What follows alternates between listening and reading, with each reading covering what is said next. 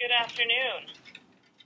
I hope everyone is ready for an exciting success series, career success series by the National Urban League. My name is Jody Brockington, and I am the founder of Niara Consulting and consulting on this project, bringing you guys great speakers every week until we get to the national conference this July in Cincinnati.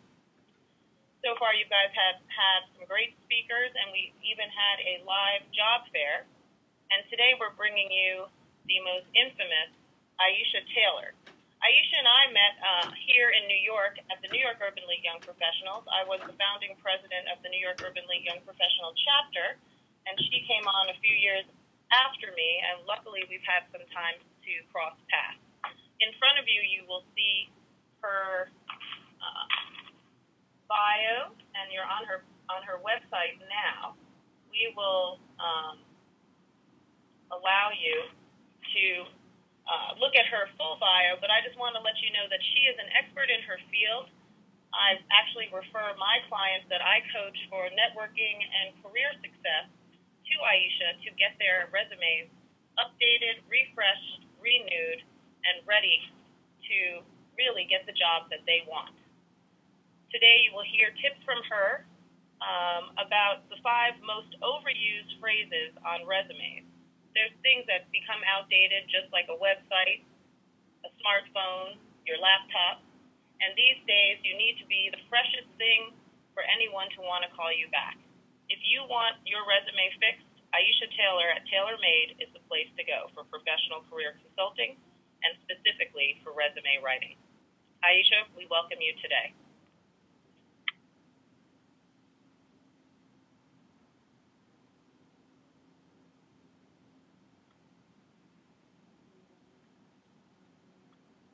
Thanks so much, Jody, and good afternoon, everyone. I am so delighted to be able to share with you all on tailor-made tips on how to get your resume to the top and avoid the digital black hole. Thank you so much to the National Urban League Jobs Network, to Jody Brockington, my friend and colleague, and to all of you for joining us today.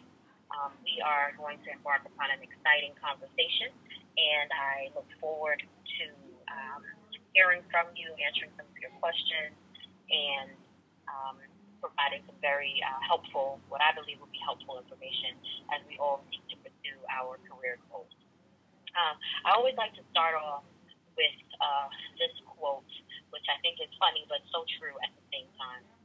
It says, if you call failures experiments, you can put them in your resume and claim them as achievements. And this is so key for us as job seekers so that we can remember that all experience is good experience, even though it might not be what we think to be important or significant. And even if it was a failure in our eyes, there's always some good quality that we can get from our failures and or our successes, and develop a way to incorporate them into our resume to show that we, at the very least, learned something from the opportunity. So the first question that I'd like to answer is, are resumes still important? A lot of people think that, because we are in a technological age and that the job search industry has changed, that, people don't even really need resumes anymore. But the truth is that resumes are still important. And so the simple answer is yes. Many professionals are under the impression that given today's digital age, resumes are no longer important, but like I said, this is really a myth. Let's see if we can stop this from coming up. Sorry about that. And so while job search has moved to an electronic and digital era, the traditional resume remains to be the primary source of application for potential job opportunities.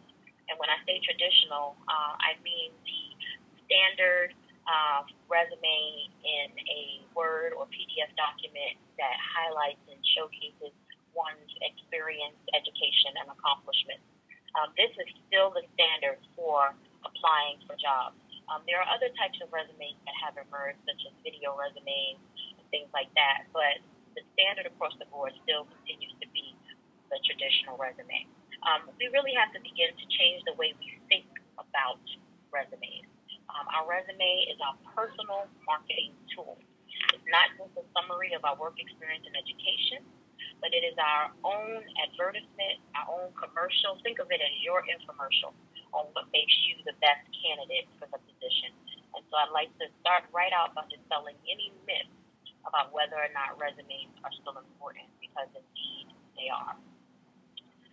So before we talk about how to get to the top of the pile, I want us to look at ways to avoid the digital black hole. And so we're going to look at, as Jody mentioned, the 5 most overused resume phrases. We're also going to look at 10 signs of an outdated resume, and then 10 ways to get your resume ignored. Okay? We're going to start off with 5 most overused resume phrases.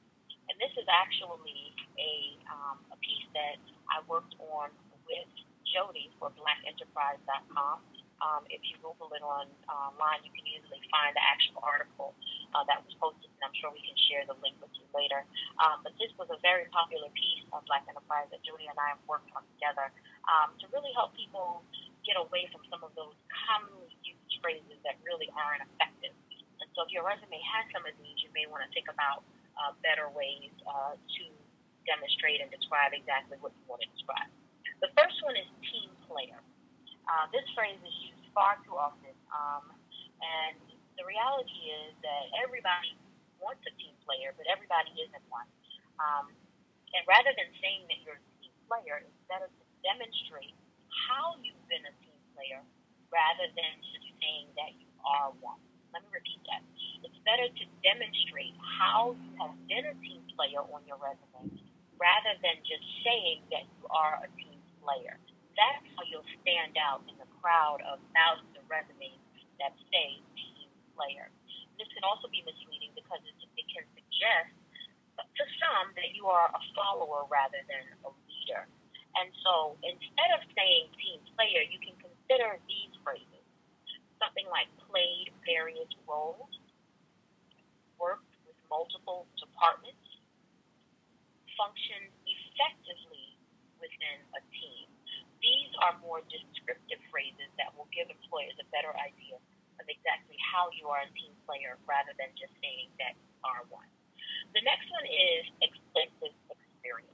Now, we see this all the time, and while it's good to have extensive experience, the term by itself is very vague and really doesn't tell an employer much about the actual experience that you have.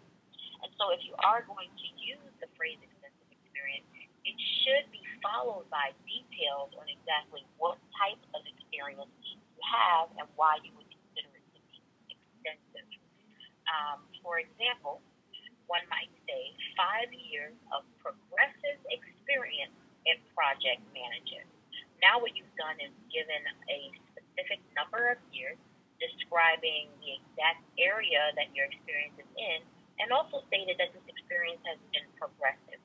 So it takes away the idea that though you have many years of experience, your experience is not stagnant, which can often be viewed when someone sees extensive experience.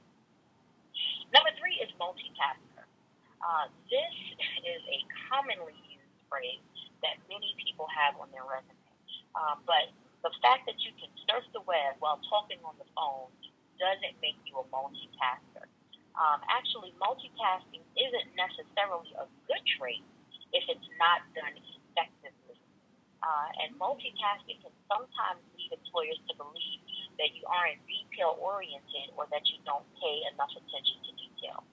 And so rather than just saying that you're a multitasker, you might want to consider a phrase like able to prioritize and efficiently manage multiple assignments. This dispels any myth that you're one who just juggles a whole lot of things at once without doing any of them well, rather that you are able to prioritize your tasks and manage your multiple assignments efficiently. Our next most overused resume phrase is entrepreneurial. This word can be particularly damaging if it's not something that the position calls for. So you have to be very careful when reading a job description or a posting because sometimes they may not want someone who's entrepreneurial, rather someone who is really committed to their particular goals and assignments. And so many times people use this when they're trying to show independence or leadership. However, it could imply that you lack work experience or that you're the kind of person who wants to work for themselves and do things their own way. And so a better approach to saying that you're entrepreneurial is to show that you have strategic planning, leadership, and risk-taking abilities. These are more common phrases that will dispel any myths that you're one who's really just in it for themselves. And then last but not least, of the 5 most overused resume phrases is fast-paced. This one that we see all the time, as if to suggest that any company would really refer to themselves as slow-paced. So it's really not necessary to indicate that you can work in a fast-paced environment. This is really general, and it doesn't tell us anything about the specific setting in which you're most experienced. So you want to use more valuable phrases that talk about your competency, your ability to complete tasks. For example, you can use a phrase such as skillfully implement key time management skills in high-demand settings. This, again, gives more detail and shows exactly how you are able to be effective in a fast-paced setting. Okay? So now as we continue our endeavor to get out of that black hole, we're going to talk about 10 signs of an outdated resume. Okay? And we're going to go through these pretty quickly because they're pretty self-explanatory. If in this day and age you're using a resume that does not have an email address, you really, really need to think again. It is unacceptable to have a resume online without an email address printed on it. Sometimes people enter the email address into the application system, but the actual resume that they upload does not include their email address. So you definitely want to be sure that you have an email address on your resume. I'll talk a little bit more about email addresses in a bit.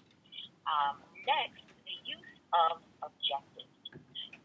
As much as I hate to say it, if you have an objective on your resume, you want to take it off right now and don't send it out anymore. So you replace it with what we use now, which is considered to be a career profile or a summary of qualifications.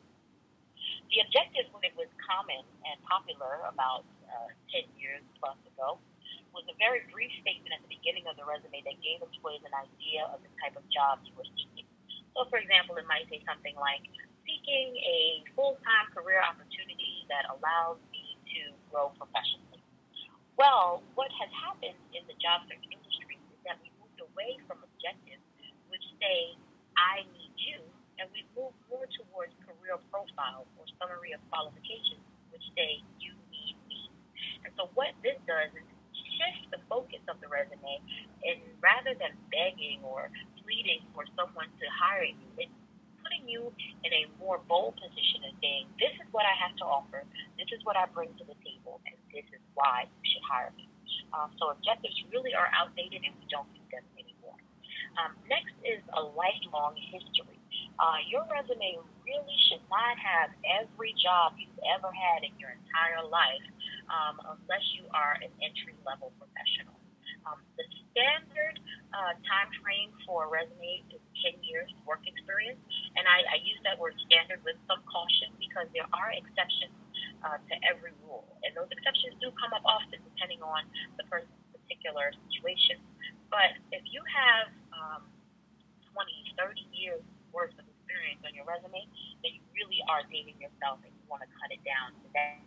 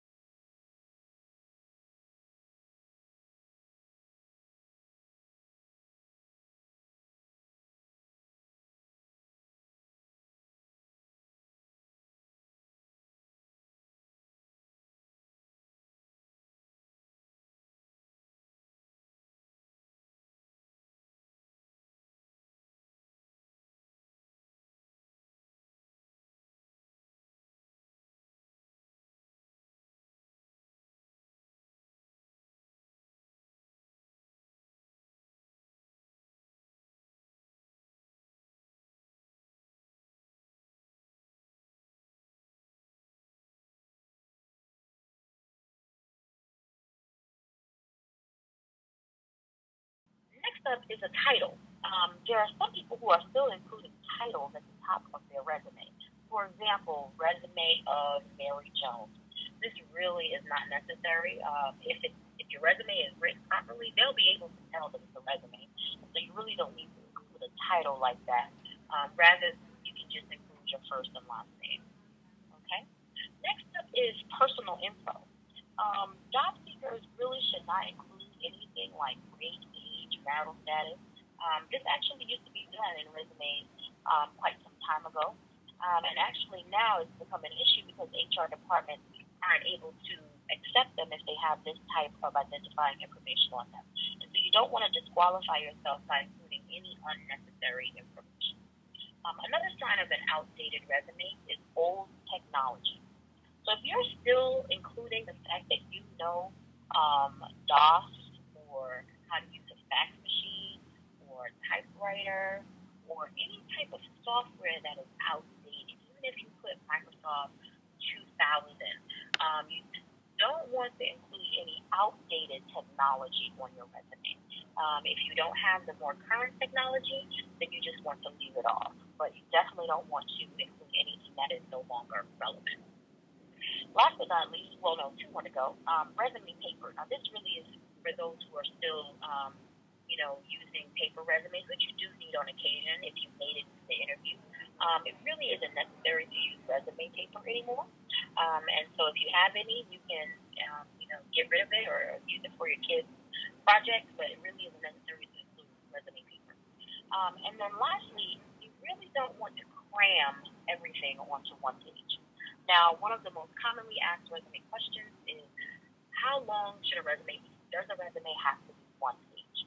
And the reality is that there really is no standard length for a resume. I will say that we try, whenever possible, at Taylor Made Professional Career Consulting, to keep resumes at one page because that is the preferred length by most hiring managers. However, there are exceptions to this, and there are many times when a two-page resume is absolutely acceptable. We do caution going anything beyond 2 pages, but you don't want to cram everything into one page just for the sake of having a one-page resume, and so you want to be careful about that. Okay, now we want to move into 10 ways to get your resume ignored, and I want to be sure to leave a lot of time for questions or comments at the end. So I'm moving a little quickly, but feel free to jot down or post any questions that you have. So the first thing to get your resume stuck in that black hole, that digital hole, is to have any type of misspelled words or typos on your resume. I have a zero tolerance for errors on a resume. This is just the one place where it is absolutely unacceptable. And it's sad to say, but you cannot rely solely on spell check. You really have to print out a hard copy of the resume, read it thoroughly, and have someone else read it because you often need an extra set of eyes to catch any errors, spelling errors, or typos on your resume. Next up is missing contact info. As I mentioned before, in addition to missing email addresses, persons often leave out their mailing address or their phone number, but you really, really need to include all of your contact information on your resume. Now, if you are posting your resume to a job board, it's a little different. You can leave off your mailing address, but at the very least, you should have a phone number and an email address. I often suggest that my clients get a Google Voice number if they don't want to use their main phone number because you really don't want to have that posted online. But in the event that technology fails or an email goes to junk mail, you always want to give employers another method of being able to reach you. Here we are again at the email addresses. I feel like I shouldn't still have to say this in this day and age, but there are still many, many job seekers who are using unprofessional email addresses. And this is just absolutely unacceptable. You really, really, really want to be sure that your email address is simple and easily identifies who you are. So something that includes some variation of your first name, your last name, and anything else that you need to include, like a number to make it a unique email address. But, mamasbaby@aol.com or TT love@gmail.com really is not acceptable. Okay? The next way to get your resume ignored is to use one of those terrible templates that we find on Microsoft Word or some other software or websites that provide templates for us. Templates are cookie cutter resumes and really help you to get stuck and sunk into that black hole. Employers, and hiring managers can spot a template a mile away, and it's very clear that you have just plugged in some information into an online system that has generated this resume for you. And the templates are usually restrictive and don't allow you to really, really explore how to develop your best resume possible. Another way to get your resume ignored is by having your resume look like an art project. Now, unless you are in some type of artistic industry, graphic design or drawing or something like that, then it's okay to have, some type of imagery on your resume. But if you are not, then there really should not be any type of images, no clip art, no heart, nothing like that on your resume. You'd be surprised what we see at TaylorMade. That stuff is a missing piece. You really, really do not want to forget the missing piece, which is the cover letter. Particularly if the job description or the posting asked for a cover letter, you should be sure to include it. And even if it does not ask for one, you should include it. The only time where you would not include it is if the system that you're using to apply just does not allow for you to upload a cover letter. But even if the cover letter is optional, you always want to include one. Next up is the dissertation. This goes back again to those extremely long resumes. I guarantee that if you submit a 3, 4, or 5-page resume, and trust me, I've seen them, your resume is very likely to be ignored. And then what we call the font fiasco. There are some people who just go crazy with the fonts, and they have about 20 different fonts on one document. This really causes a frenzy for the hiring manager in trying to really follow your document. What you want to do is stick with the most basic fonts that we use on resumes, which are Calibri, Arial, Verdana, or Franklin Gothic book. These are what we call sans serif fonts, and they are the more modern, contemporary fonts, but still extremely professional. The main thing to remember about font usage is that you want to be consistent. So every header should be the same font. Every description should be the same font. You want to be sure to do that throughout the entire document. And we generally try to stick to no more than 2 fonts. Another way to get your resume ignored is to speak in the first person. Never, ever, ever use the word I in your resume. I have seen it time and time again. If your name is at the top, they know it was you that did it. So it's really not necessary to say anything like, I accomplished or I submitted. You really don't need to speak in the first person. And then another way to get your resume ignored is to get lost in the layout. Sometimes we confuse or unorganize or overcrowd our format by using all different types of layouts in one resume. You want to be sure that your resume is in a clear, concise, and easily identifiable layout, and I'll show you some of those layouts in a little bit. Okay? So now that we've identified the way to avoid the digital black hole, we want to get into how we can make it to the top of the pile. And so in order to do that, we're going to talk about 5 ways to get your resume noticed and 10 tips for making it to the top. First, and this is so important, you want to focus on your accomplishments. Many job seekers include a laundry list of job duties and responsibilities rather than focusing on their accomplishments. But see, the issue is that job duties are really generic and standard for everyone in the same position. So, for example, if I speak to 10 people who are a customer service agent for the same company, all 10 of them will have the same job duties. So your job duties don't really make you unique. But if you focus on your accomplishments, those are uniquely yours. And so that's how it's really important. That's why it's really important to focus more so on your accomplishments and less on your duties or responsibilities in order to get noticed in the digital age. Next, as I mentioned, you want to skip the objective.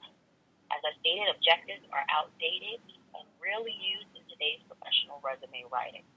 Instead, you want to replace the objective with a career profile or a summary of qualifications. The titles vary, but this really tells employers what you have to offer.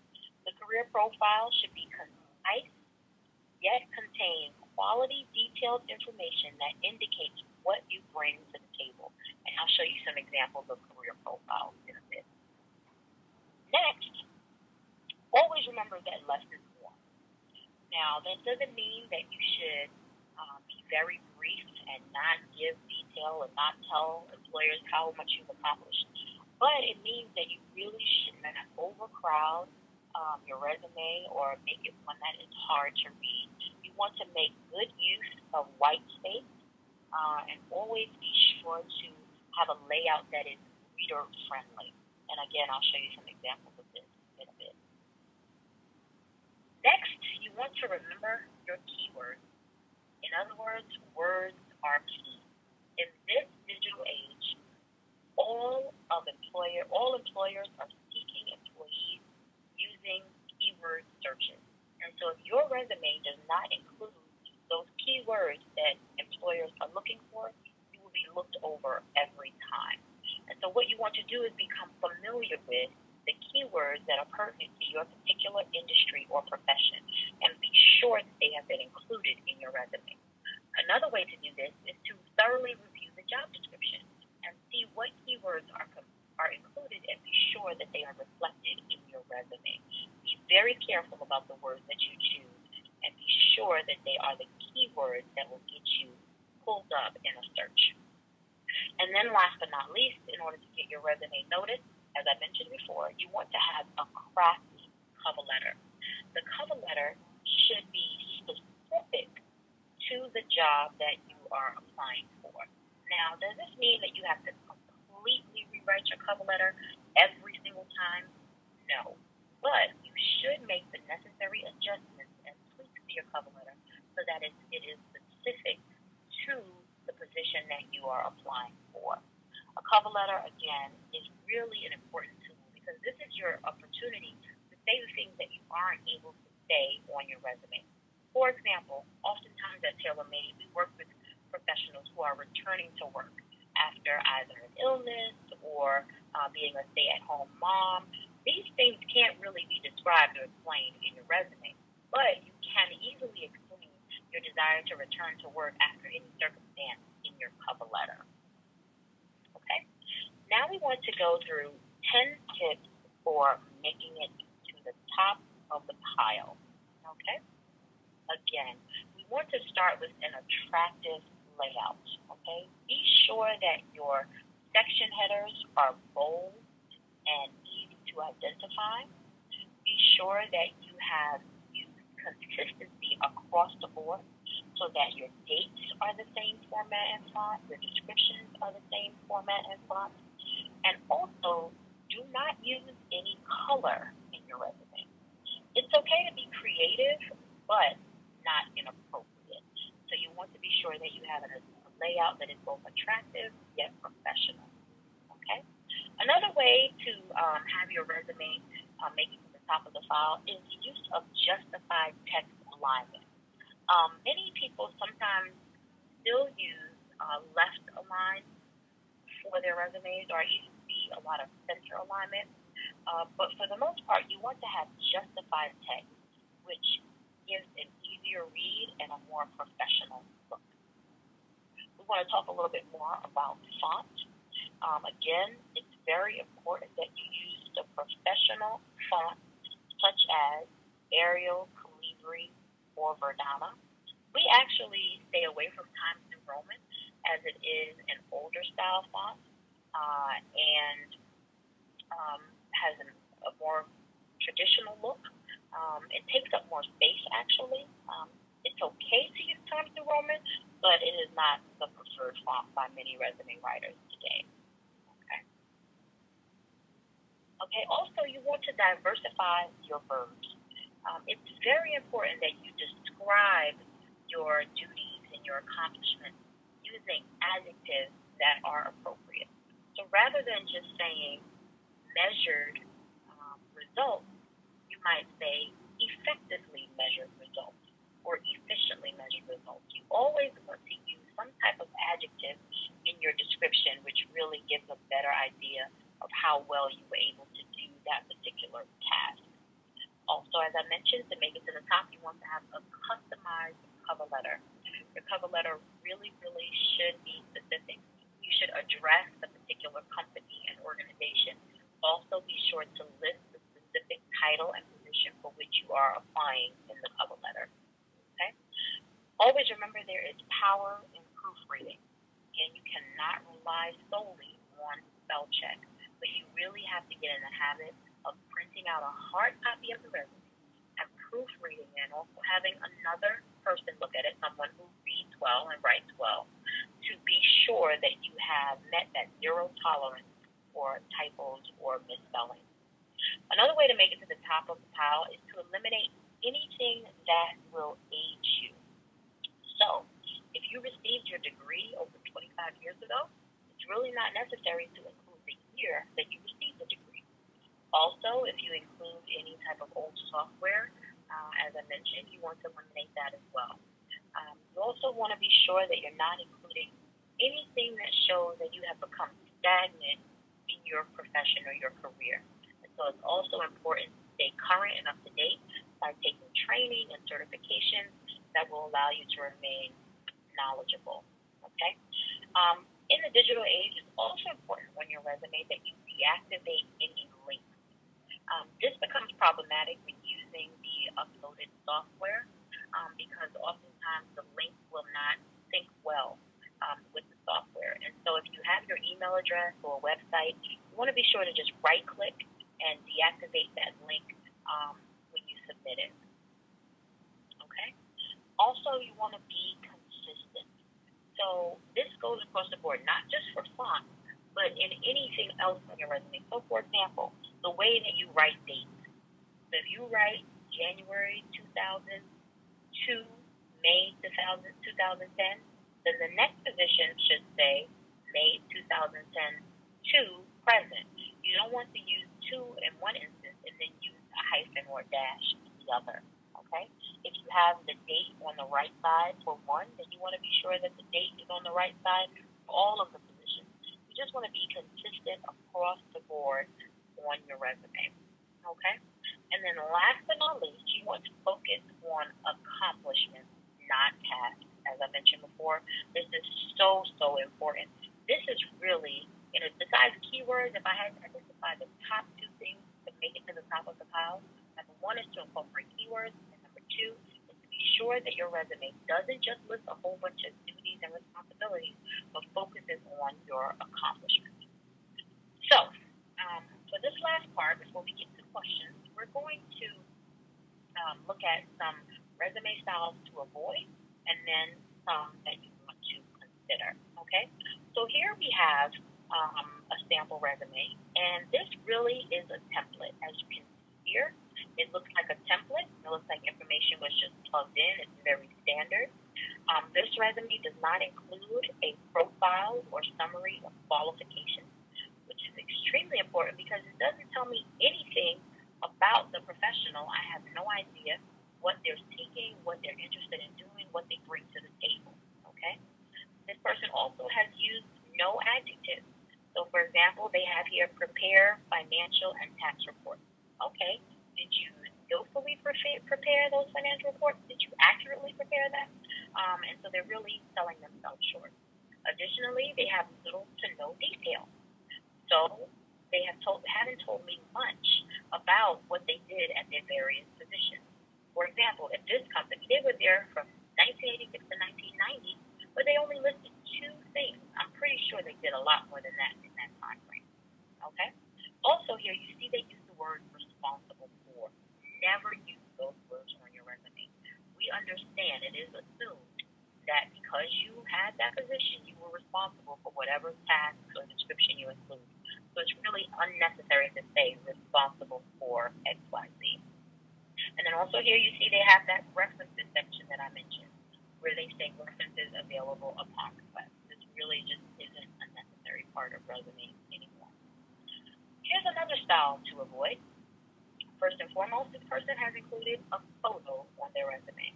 Now, unless you are seeking to become a model or you're an actor or actress on some type of art, it is absolutely not appropriate to include a picture on your resume.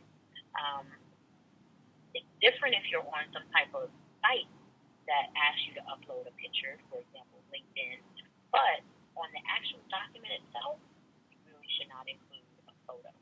This person also has included a personal statement as well as a career objective. It's not necessary to have both. And in fact, we don't really use personal statements on resumes. To have the career objective or career profile or summary of qualifications, whatever you want to call it, really would be enough in this instance, but it's not necessary to have both. This person has also made poor use of space. Look at all of this empty space here, okay? Now, it's important to have some white space. They don't really need to have this much, okay? And then also, they have not included any accomplishments.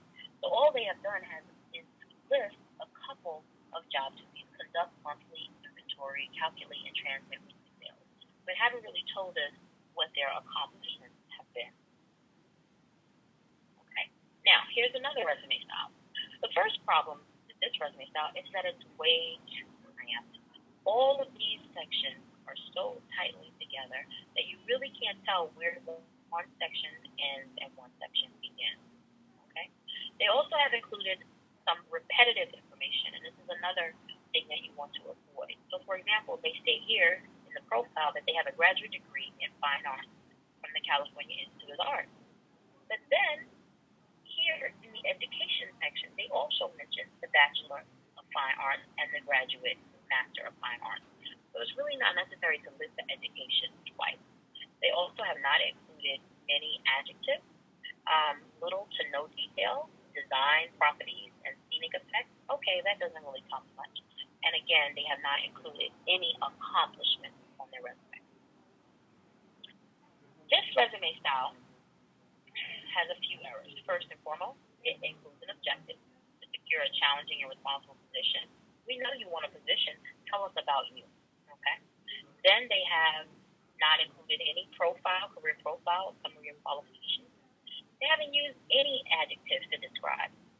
Look at this job description here. It says cooking. Wow, that really doesn't tell me much. Little to no detail. Okay, it would have been helpful to know what you cooked, how often you cooked, who did you cook for, what did you cook. These types of details are important. They have not included any accomplishments at all. Have just listed some job duties, and again, they use references here as well as interest, which really isn't necessary. Now let's look at some suggested resume formats. So here we have one of our favorite styles, which starts off with a clearly defined career path. There's no way that you cannot be sure what this person wants to do. It's stated clearly at the top, construction project management. Okay, they've included a very convincing yet concise career profile, which tells us that they're results-oriented, hands-on construction and development professional with 15 years of experience in all facets of the industry. Now I know what they bring to the table. They've also included a very important part, which is areas of expertise.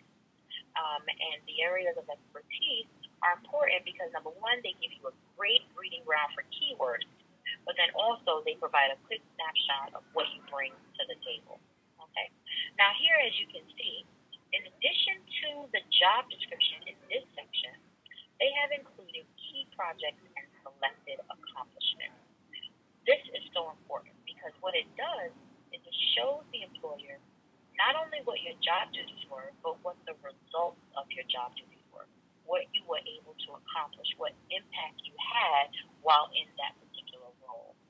this is a very important part. We love this type of format.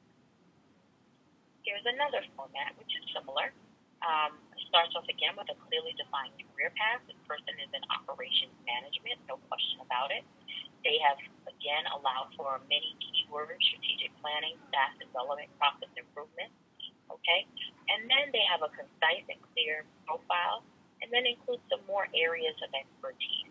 You want to have sections that are quick and easy to read. You have to remember that hiring managers and job seekers do thousands and thousands of resumes. So any opportunity that they have to glance and pull out a few keywords that are what they're looking for is really to your advantage. Okay?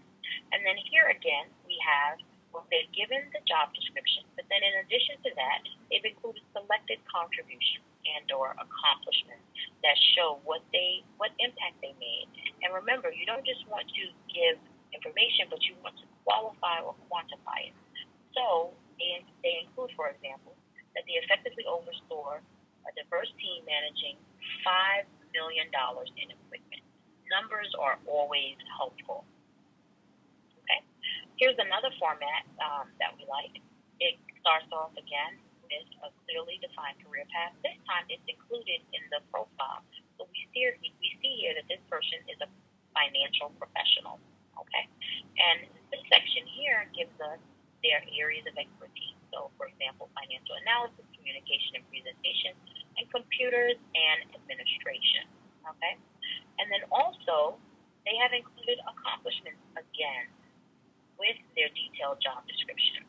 So we know that they played a key role in research and preparation of viable business plans, and that they participated in fiscal accounting and preparation of financial budgets and forecasts. So it's this type of information that's really going to stand you out in a pile of thousands of resumes. Okay? Here's another format that we like. Again, it has a career profile that's clear and concise. This layout is attractive and easy to read, and they've used many adjectives. Okay? Now, this style I wanted to show you, which is I believe our last one before we go to any questions or discussion, is a functional resume. A lot of times we get questions at TaylorMade about whether or not to use a functional or chronological resume. Functional resumes are always helpful when you have someone who has been in their profession or at a particular job for a very long time, or they have a lot of repetitive information. So, for example, teachers or nurses who have gone around to various different schools or hospitals, but the nature of their work has been the same across the board. If you use a chronological format, you'll find that you're repeating the same thing over and over for each job.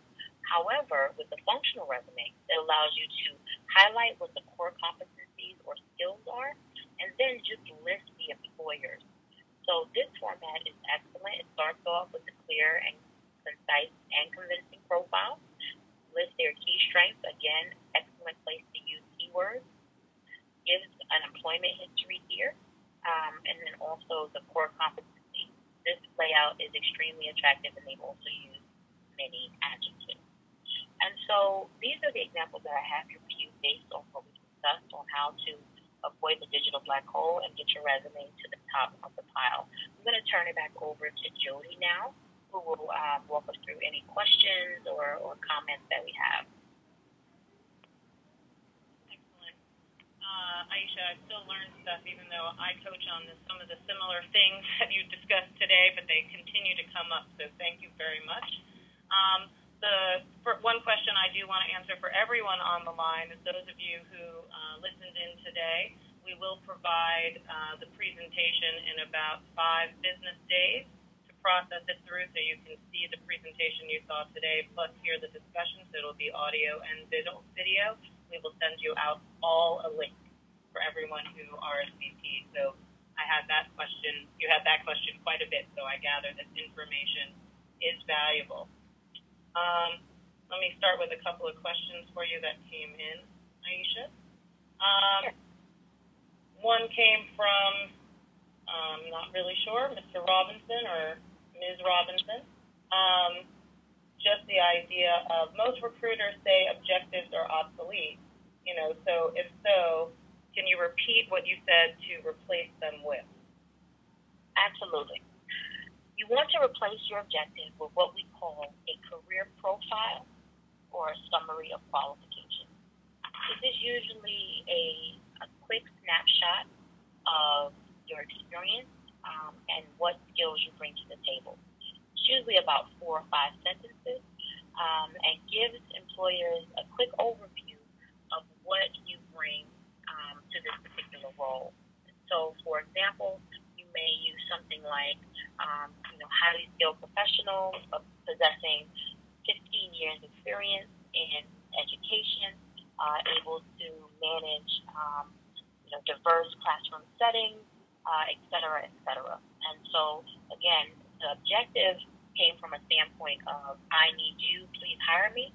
The career profile or the summary of qualifications says, you need me, and this is why you should hire me.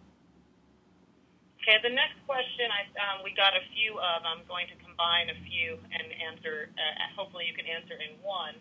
But basically, there are some folks on the line who were recently laid off from a job that they had for a while, for 10 years more or even less. They're interested in getting into another industry that maybe, looking at transferable skills. So the question is, how should my cover letter / resume be developed so recruiters will be interested in calling me for an interview, in a new space? So if I was doing engineering and now maybe I want to go into production, or, how do you make your transferable skills stand out and kind of reformat your resume into a completely different industry? So a sector switcher. Right. So this is a really, really complex topic, and really could do a whole session on this. But just for a quick kind of overview answer, first of all, the functional resume is very helpful for those who are transitioning or seeking to do a career change or to move into a different industry, because it allows you to highlight and focus on the areas of expertise or the particular competencies that you have, and rather than listing duties for each particular position. So at Taylor May, we often utilize the functional resume for our clients who are seeking a career change or who may have been out of work for a while. Also, the cover letter is your opportunity to give a little bit of explanation as to the fact that you are looking to return to the workforce and that you bring these particular skills that can easily be applied to another industry. What's most important is to be really clear and to be focused. Sometimes people think that because they've been out of work for a while, they get frustrated and they just want to do anything. But even in a place of frustration, you still have to be focused. And so until you can kind of get your niche and find where you're supposed to be, you really kind of just have to focus individually on a couple of things at the same time. And so the best way to do that, again, we recommend the functional resume. We recommend being very, very clear and transparent in your cover letter, and then also really honing in on those skills that are transferable on your resume, and the best way to do that is in the functional format. Excellent. The other thing that seems to be another theme of a few of you on the line is just how do you not so much avoid just the black hole, but maybe how do you get your resume to executive recruiters or directly to HR directors of departments? Are there sites for that? Are there some keywords you need to have on there so that their resume not only makes it to the top of the list, but to the people who can actually get them the job? Well, the keywords are going to be, important either way. So you're not going to get to the top of the pile or to an executive if you don't include the right keywords. What we're really talking about now are job search strategies, not even so much the resume, but how to, get connected with the right people. And you know better than anyone, Jody, that this really is about networking. Because even if, God forbid, you have a terrible resume, if you know the right people, you can get to the right place. Correct. That's why I send my clients to you, because I can get them to the executive recruiter, but I know that they need a stronger resume. Exactly. And so, in terms of sites to go to, the number one site I would recommend is LinkedIn. While many people are on LinkedIn, they aren't using it to the best of their ability. LinkedIn is just an amazing platform for professional development, and when used effectively, it can really put you closer to executives than you ever could have imagined. But you have to use it, and you have to really connect with those who are connected with those that you want to be in touch with. And so I always recommend that a LinkedIn profile is at 100%. And if you use the site, you'll know what that means. You want to have 100% completeness. You also want to have recommendations on your LinkedIn profile. And then you want to connect with those persons who work for the company or the organization that you're trying to get into. Even if it's someone at the lower level, you just never know what that connection could lead to. And so, you want to follow that company's page, and you want to connect with others who work there, and then begin to establish relationships, in order to get your resume in the right hands. And so, again, this is a whole nother topic, but definitely networking is a partner to a well-written resume. The resume can only take you so far, and networking can only take you so far. The two work together wonderfully. Yes, and that's why I love working with you. The next question is, someone's changed their career over 10 years ago, and now they want to go back to their old career. How do they show that experience on, so they've had a break in what they were doing. So they were making apples, now they want to make oranges. Right. They were making oranges, they want to go back to the apples. How do they bring the apples back to life? Right. So we would use a section that we call relevant experience, because sometimes people have experience that's relevant but not current. And this section allows you to show maybe some older experience that you have in the particular area that you're interested in going in. So if the experience is over 10 years, or if it's, if there was some experience in between that experience and your current, then you might want to consider incorporating a relevant experience section that shows that you have done this type of work, and that you're looking to go back into it. However, or I should say in addition to, though, you want to remain current and knowledgeable about that particular industry. So the fact that you have experience from over 10 years ago really isn't enough. You want to get any type of training or certification, or take any courses, or join a professional organization, anything that will show that though you haven't worked in that field in 10 years, you're still committed to it and you know about it. And so you want to be sure to do that as well. Okay, this next question is really good. I think as young professionals, and even those of us getting further up in our years, that there's a lot more mobility and movement.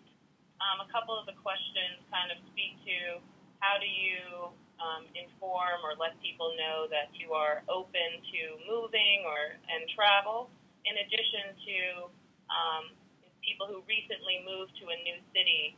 How do they indicate, besides clearly putting a new address, that they are, in that area? Okay. So the first part of your question, in terms of how do you indicate that, it's really the cover letter is your opportunity to do that.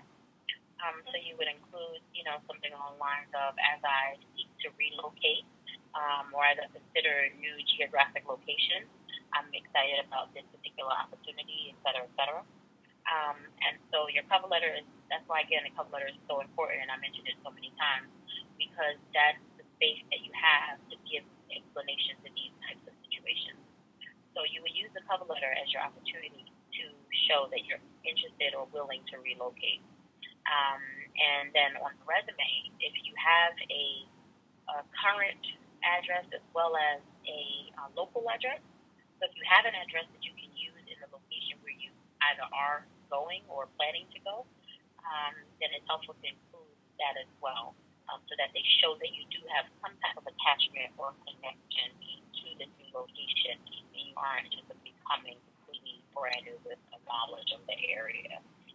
Relocating is a tough. Aisha, you're coming through a little bit garbled. Uh-oh. Let's see what happens. Okay. Is that better? Okay. You sound a little, hello? Yeah. Okay. So I was just saying that you want to show employers that you do have some type of connection to the area which you're trying to go, and you can do that additional address on the resume. Right. And then the next question is also kind of one of those, how do you show a break and a gap?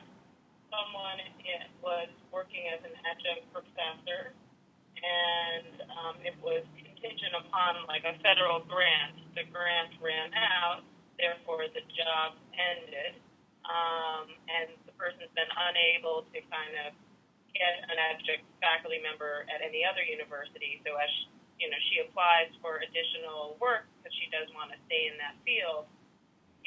How do you mention that it was funded, and therefore is that also a cover letter issue versus a resume issue? The gap was fine. So, depending on how long the gap is, it may not have to be included at all. And again, 3 years. It's been 3 years since she had that position? Mm-hmm. Okay. And so... but she went back to school in between, so, Oh, well, then that's the answer. A lot of times we give too much information. So, it may not even be necessary to address it at this level. If the resume and the cover letter are strong enough and get you in the door, you can answer those types of questions if asked at the interview level. But if the resume is written well, one could easily see that this position ended and then the person went back to school. And so this is what they've been doing in the time since. If it wasn't that case and there was a gap where there was nothing happening, then the cover letter could be the opportunity to show that after a grant-funded position, I am seeking to do X, Y, Z. So you can use that type of language in the cover letter. But it really just depends sort of on a case-by-case basis. But sometimes we divulge too much on the resume or cover letter, and we should really just wait to see if the question is even asked. Because sometimes they care and they are so impressed by what we've done, then the things that we think are a hindrance really aren't.